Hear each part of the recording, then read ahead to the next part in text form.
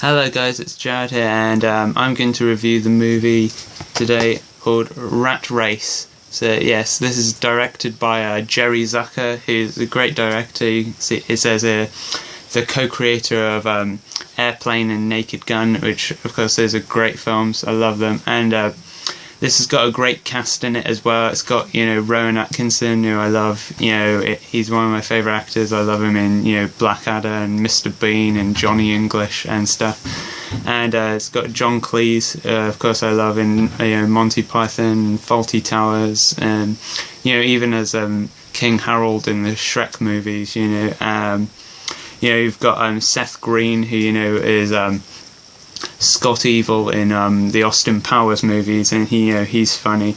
And basically this movie's about this billionaire called Donald Sinclair, who's played by John Cleese. He basically sets up all these people to go on a race to get money that's in this locker. He gives them all identical keys that all open the same locker, and basically they have to try and get there first. And I have to say, I love this movie. It's very underrated. It's a film that wasn't that big when it first came out, but over time it's got more of a cult following, and I have to say, I absolutely love this film. It reminds me a lot of two films in particular. I'd say The Great Race, and another one is It's a Mad, Mad, Mad, Mad World, which are both movies from the 60s. And I have to say, this does feel a lot. It's a lot like a throwback to an good old-fashioned farce. I saw even in the making of, they were saying this sort of genre of film isn't really done anymore, which I agree. And even though this movie's from 2001, it's nearly 20 years old now.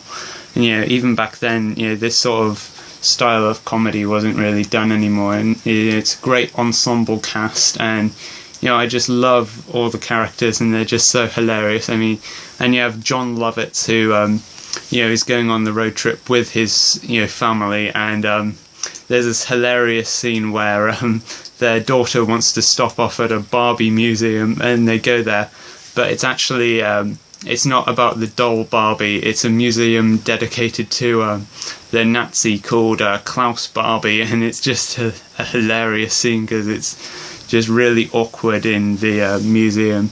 And I love we have Cuba Gooding Jr., who he loses all his clothes at one point, and he steals clothes from a bus driver, and then he drives the bus, pretending to be the bus driver, and all the people on there are impersonating Lucille Ball, and it's just hilarious. And they're going to a I Love Lucy convention, and of course Rowan Atkinson in this as Enrico Polini, who's basically Italian. It's a lot like his Mr. Bean character, but Italian, and he basically falls asleep all the time. And at first he almost won the race at first, but he was just about to open the locker, but then he fell asleep. But then everyone else came and rushed to open the safe. And I love the scene where we have these two brothers. One is Seth Green. I don't know the other actor's name, who's